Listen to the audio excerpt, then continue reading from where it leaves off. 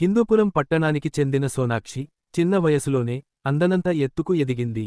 2వ తరగతిలోనే జిమ్నాస్టిక్స్పై మక్కువ చూపిన ఈ బాలిక క్రమంగా అదే పట్టుదలతో రాష్ట్ర మరియు జాతీయ స్థాయిలో ప్రతిభ కనబరిచి పలు పతకాలు సొంతం చేసుకుంది.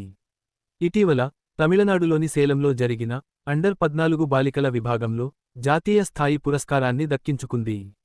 ప్రస్తుతం ఒక ప్రైవేటు పాఠశాలలో 8వ తరగతి చదువుతోంది. సోనాక్షి తండ్రి చంద్రమోహన్ కోవిడ్ వ్యాప్తి సమయంలో మృతి చెందారు. విద్యుత్తు శాఖలో జేఈఓగా పనిచేసి పదవీ విరమణ పొందిన చిన్నారి తాత నారాయణ ఆమెను చేరదీసి విద్యాభ్యాసంతో పాటు ఆటల్లోనూ ప్రత్యేక శిక్షణ ఇప్పిస్తున్నారు.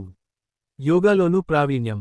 యోగాతో చురుకైన మేధస్సు లభిస్తుందనే ఆకాంక్షతో సోనాక్షి అందులోనూ ప్రావీణ్యం సాధించింది. కఠినమైన ఆసనాలను సైతం సులభంగా వేస్తూ అందరినీ ఆకట్టుకుంటోంది. భవిష్యత్తులో అంతర్జాతీయ స్థాయిలో రాణించి ఉత్తమ క్రీడాకారిణిగా గుర్తింపు పొందాలని, అలాగే 10 మందికి శిక్షణ ఇచ్చే విధంగా ఒక కేంద్రాన్ని ఏర్పాటు చేయాలనేది తన ఆశయమని ఈ విద్యార్థిని పేర్కొంది.